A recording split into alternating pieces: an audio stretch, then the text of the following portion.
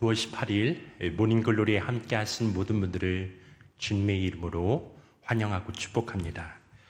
오늘은 바이블 타임 93페이지입니다. 18일 본문 예레미야 26장입니다. 제목은 예레미야의 성전 설교, 예레미야 성전 설교로 잡혀 있습니다. 본문 이야기를 읽겠습니다.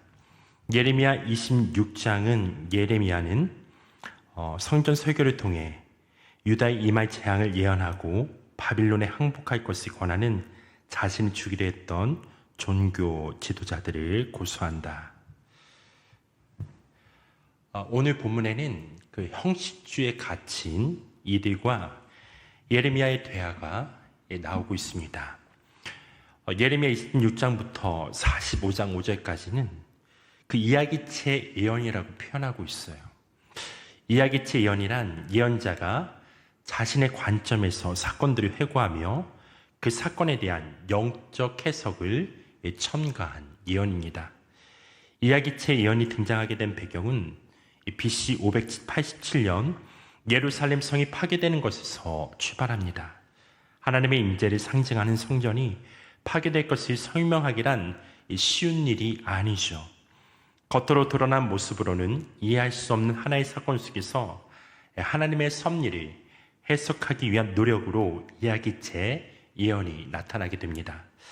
그래서 예레미야 26장부터 시작되는 이야기체 예언의 핵심은 이스라엘에게 펼쳐질 운명과 예레미야를 통하여 선포하고자 했던 하나님의 목적을 알아내는 것입니다.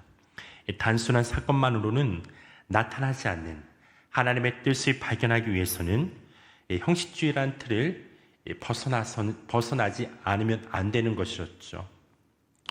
그러나 예레미야 26장의 본문은 사건 속에 나타나는 하나님의 뜻을 이야기하는 예레미야와 형식주의에 빠져 대답하는 제사장과 선지자들 간의 갈등이 고스란히 나타나고 있습니다.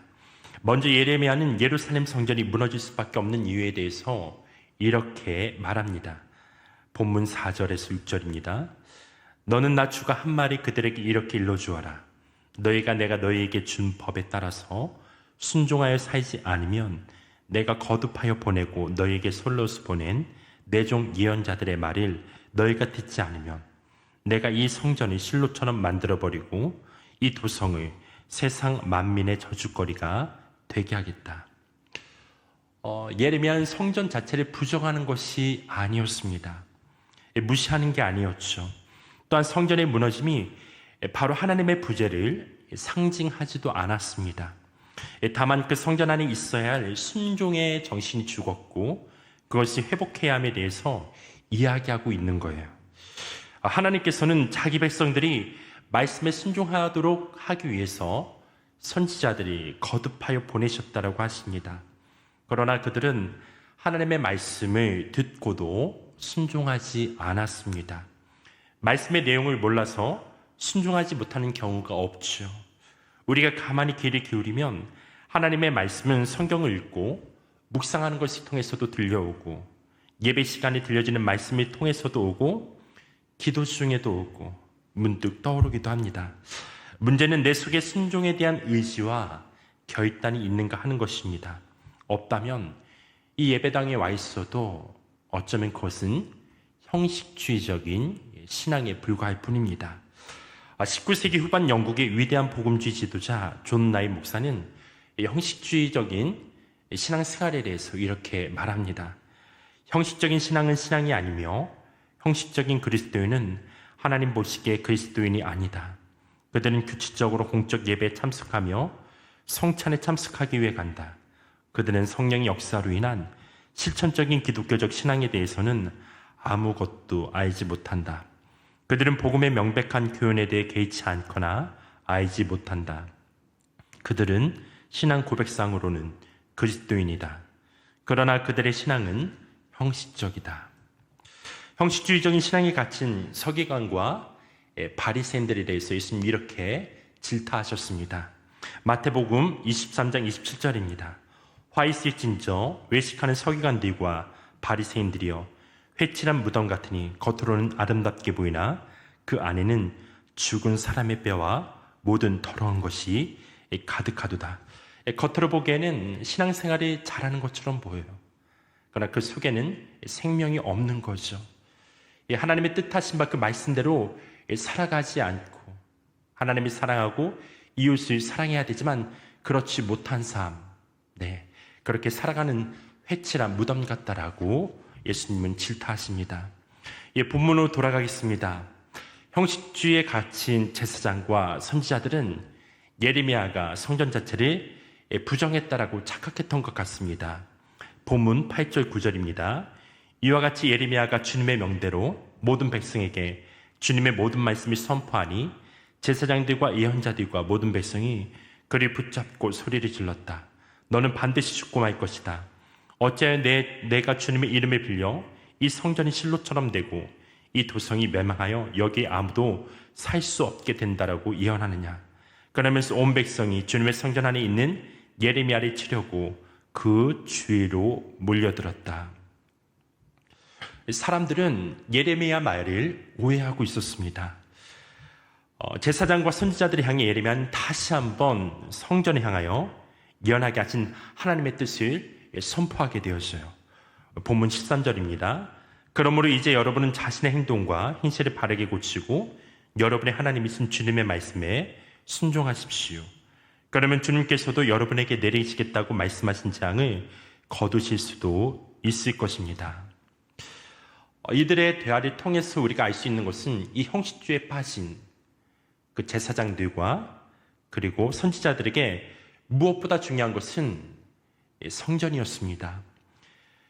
그 형식적인 그런 신앙을 가진 들에게 하나님의 임재의 상징인 성전은 너무나 중요했던 것이죠. 이 성전이 무너지는 것 자체가 그들에게는 있을 수 없는 것이었습니다. 상상할 수 없는 일이었던 것이죠. 성전이란 웅장하고 위험 있게 존재해야만 했습니다. 하지만 예레미야와 하나님에게는 성전 자체는 별로 중요하지 않았습니다. 성전보다 더욱 중요한 것은 성전을 성전되게 하는 그 하나님의 말씀, 그 말씀에 순종하는 것이었어요. 청종하는 것이죠. 하나님의 말씀에 대한 순종과 청종이 없는 성전은 더 이상 성전일 수 없다라는 거예요. 그래서 예레미야는 여호와의 말씀에 순종할 것과 여호와의 목소리를 청종하라고 그렇게 말하고 있는 거죠. 히브리어 원문에서는 순종과 청종이 모두 샤마라는 한 단어로 표기되어 있습니다.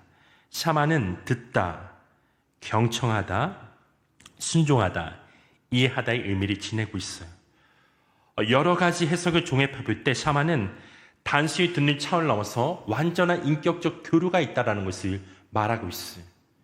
인격적 교류는 뭐냐면 그 말씀이 들었다고 한다면 그 말씀대로 살아가는 것, 이게 바로 샤마라는 거예요. 듣고 그 들은 것을 가지고 살아가는 것이 분리되는 게 아니라 동일하다는 거예요.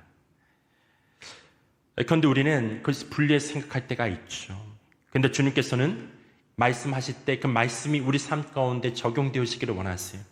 말씀대로 살아가는 것, 그것이 바로 하나님 나라를 살아가는 백성의 본분이라는 거죠. 성전된 우리에게 하나님께서 원하시는 것은 겉으로 보이는 예배나 예물을 드리는 것이나 과도한 봉사나 헌신을 하는 것보다 하나님과의 인격적인 교제임을 알 수 있습니다. 사랑하는 성도 여러분, 히브리어 샤마는 나의 생각을 꺾고 하나님의 뜻을 세워가는 것입니다. 신앙의 목적지는 내가 복을 받고 잘 사는 게 아니에요. 신앙의 목적지는 하나님과의 친밀함이며 하나님의 뜻에 내 뜻과 욕심이 꺾이는 것입니다. 나의 뜻을 날카롭게 세워서는 하나님의 섭리를 이해할 수가 없습니다. 여러분, 우리가 살아가면서 인생에 수많은 질문들이 찾아올 거예요.